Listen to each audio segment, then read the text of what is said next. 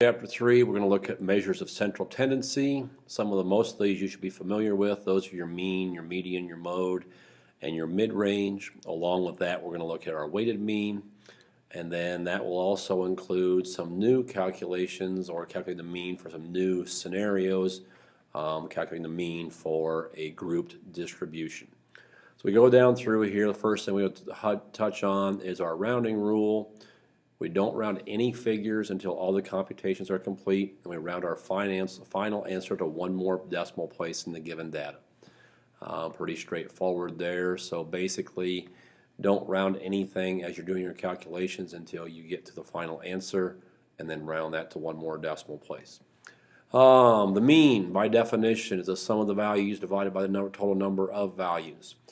Might be a new symbol here. This is called a summation sign.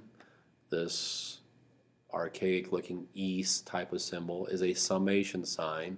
So our mean, this is x bar, this is our sample mean, and mu, the Greek letter, is our population mean. They're both found doing the same thing. We sum all of our x values and divide that sum by our total number of terms. The sum of our x values divided by our total number of terms. But once again, x bar is a sample mean, and the mu is a population mean. From chapter 1, we should know the difference between a sample and a population.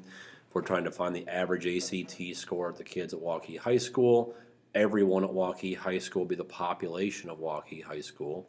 A sample of that might be the ACT scores or average ACT scores of the kids that are in stats class. Okay, so a sampling of students. Next, you can see I have outlined here basically a step-by-step process to find the mean of a frequency distribution. So number 1, we find the midpoint of each class. Number 2, we multiply the frequency of each class by its midpoint. Number 3, we add those products together. And number 4, we take that total and divide it by the total number of frequencies. And we'll see that in action here in just a little bit. But that's a step-by-step process to find the mean of a distribution. The definition of a median, it's the midpoint of our data array. So to find the median, we arrange our terms in order from smallest to largest. And then we find the middle value. If there are an even number of terms, there will be 2 terms in the middle. We'll add those 2 terms together and divide by 2. The mode is the value that occurs most often. A data set may have more than one mode, or it may not have a mode at all. So if we have a list of numbers and no number occurs more than once, there is no mode. If we go to a group distribution, the modal class is simply the class with the largest number of frequencies. It can be expressed as the class boundaries, as the class limits, or it could be as a mode of the class midpoint. Mid-range is, just as the name implies, the middle of the range. That is the sum of the highest and lowest values added together and then divide that by 2.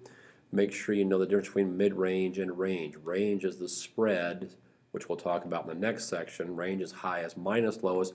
Mid-range, or middle of the range, is the highest plus the lowest divided by 2.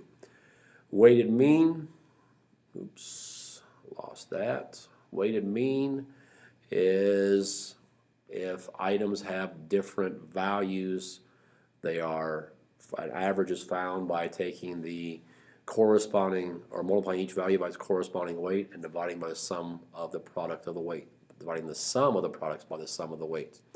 For example, some of us have taken AP classes. They might be figuring the GPA a little bit differently, so that would be a prime example of weighted mean. Or even for this class, with our homework being 10%, test being 75%, and final being 15%, each of those weights into the grade differently, so that would be an example of a weighted mean. What else do we have here? Looks like that's it. So we're going to find those values in different examples here. So let's find the mean cost of a 3-item pizza for these sample prices. To find the mean, we would add all these values together.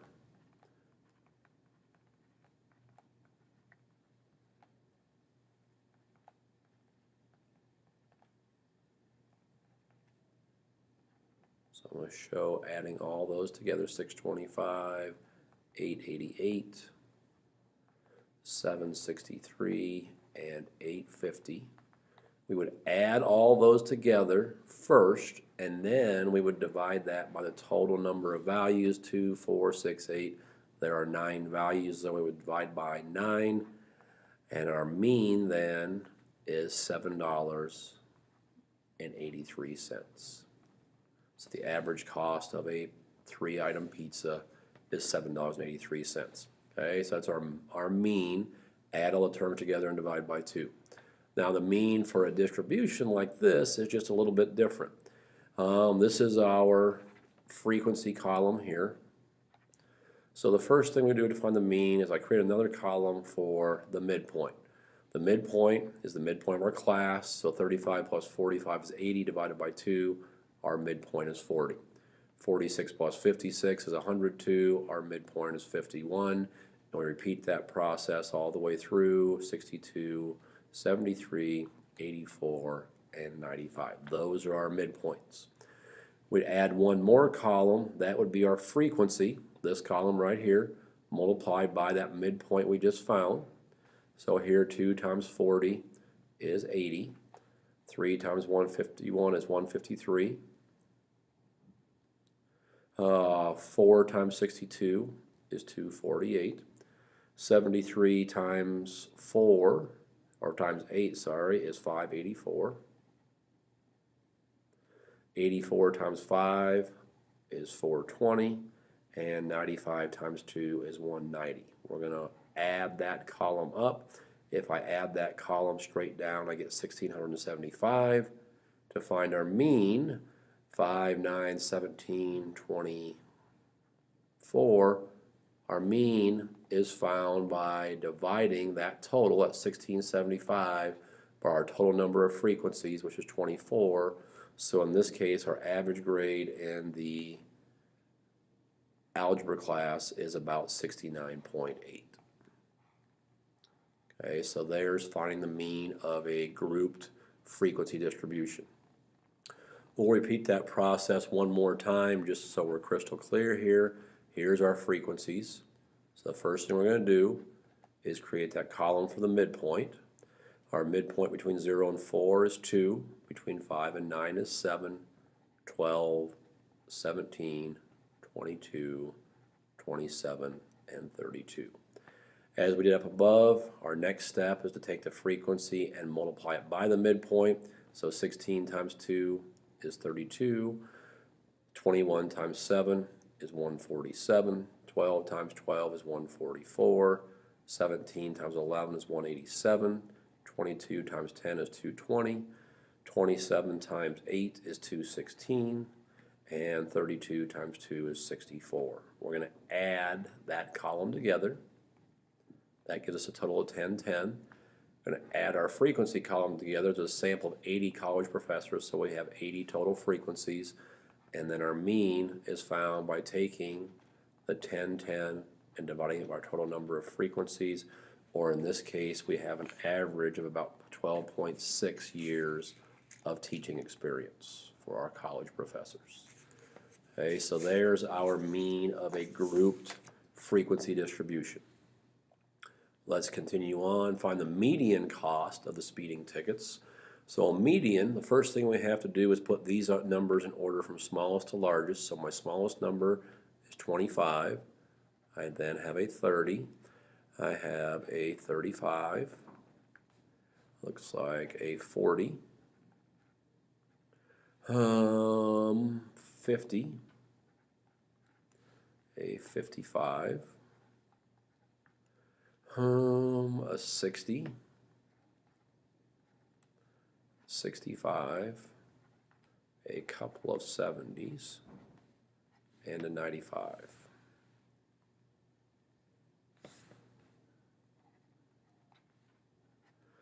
Oh, 2, 4, 6, 8, 9, 2, 4, 6, 8, 10, 11. 1, 2, 3, 4, 5, 6, 7, 8, 9, 10, 11. So I have all 11 numbers listed there. To find the median, I want the middle term, so I'm just going to go through and knock one term off of each end until I get to one term left in the middle. And you can see here, the term left in the middle is 55. That is our median. All right, so median again is the middle term. Let's try that process again. This time I think we'll have an even number of terms. That way we can see that. So I put these numbers in order from smallest to largest. I have a 0, a couple of 1s. Looks like there are 3 2s there. 3 3s, 1, 2, 3, a 4, and a couple of 6s. 3, 6, 9, 12. So we have 12 total terms there. 1, 2, 3, 4, 5, 6, 7, 8, 9, 10, 11, 12. We have all 12 listed. If we follow the same process of knocking one term from each end until we get down to the middle, you can see we get down to the point where we have 2 terms left in the middle. So we find the median by adding those 2 terms together, 2 plus 3, and dividing it by half or by 2. So my median in this case is 2.5. The middle term is 2.5. As we continue on here, the mode and the mid-range. So the mode is simply the number that occurs most often. As we glance through here, it looks like 70 occurs twice. It's the only number that occurs more than once, so 70 is our mode. Our mid-range is our highest plus our lowest divided by 2. So my lowest number is 25. My highest number is 95. If I add those two together and divide by 2, just to make sure our calculator operations go okay, I'm going to put parentheses around that. 25 plus 95 is 120. 120 divided by 2 is $60. So our mid-range is $60. Let's go through that again here with our time spent on a computer per day. So our mode and our mid-range, our mode is the number that occurs most often. Notice that 2 occurs 3 times, but 3 also occurs 3 times. So our mode is both 2 and 3.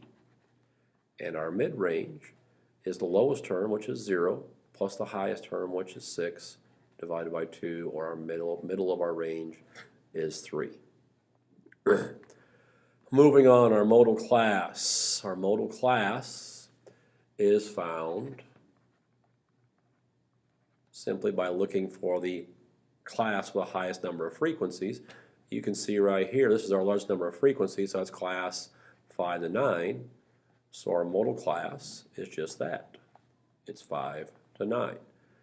Now that can be expressed 3 different ways. So 5 to 9 is one way. 4.5, not working very well for me here. So let's try again. 4.5 to 9.5 is the boundaries. That's another way of saying the modal class. Or we can just say it has a mode of the midpoint. The midpoint from 5 to 9 is 7. So our modal class is 5 to 9, or 4.5 to 9.5, or our mode is just the number 7. Looks like we'll see that again here. No. Looks like we're going on to weighted mean. So tickets for a concert were priced at different amounts depending on the seating and how far in advance the tickets were purchased. For the amounts listed below and how many at each price, find the mean cost of the tickets. This one we already have labeled with the X and the W. So to find our weighted mean, the first thing we do is multiply the weights times their values. So 400 times 10 is 4,000. 15 times 300 is 4,500. 450 times 20 is 9,000. 25 times 2 is 5,000. And 50 times 50 is 2,500. We're going to total that column. If we add that column together, we get our total to be 25,000. In other words, they sold $25,000 worth of tickets. Now with our weighted mean, it's a little bit tricky here. This one's marked, so it's a little bit easier to see. But I'm going to go back up here. It says find the mean cost of the tickets. I'm going to reword that. That is the mean cost per ticket. Basically the same statement, just with a different format, because per is a word that we might be familiar with in math. Per means to divide. So in other words, I want to take my cost and divide it by my number of tickets to find my weighted mean. So I have 700, 1150, 1350. We've sold 1,400 tickets in total. So our weighted mean, or our mean, is that 25,000 sold in tickets divided by the 1,400 tickets. Our average cost per ticket is $17.86. Okay, so there's how we're going to determine what to divide by, whether it's price or tickets. We're going to divide by rewriting it mean cost per ticket, and that will give us the average cost of a particular ticket. We'll see that one more time here. Find the mean age for children in a 4th grade class. So you can see we have 4 different ages, and we have these number of students. So I'm simply going to multiply those together. I'll go ahead and label that as x times w, even though we don't know which one's which. 8 times 2 is 16. 9 times 10 is 90. 8 times 10 is 80. And 5 times 11 is 55. If I total that column up, I get 241. So then the question comes, do I divide by the number of students or do I divide by their ages? So I'm going to go back up here. It says find the mean age for the children in a 4th grade class. So the mean age of a child or the mean age per student. So in this case, I want to divide by my number of students. There are 25 total students. 241 divided by 25 gives me an average age of 9.6 years. That would be our weighted mean. So there we've had a mean of a set of numbers, a mean of a group distribution. We found the median of a data array or a set of numbers, the mode, the mid-range of a set of numbers, the modal class, and finally the weighted mean. That should cover our measures of central tendency or the measures of the center.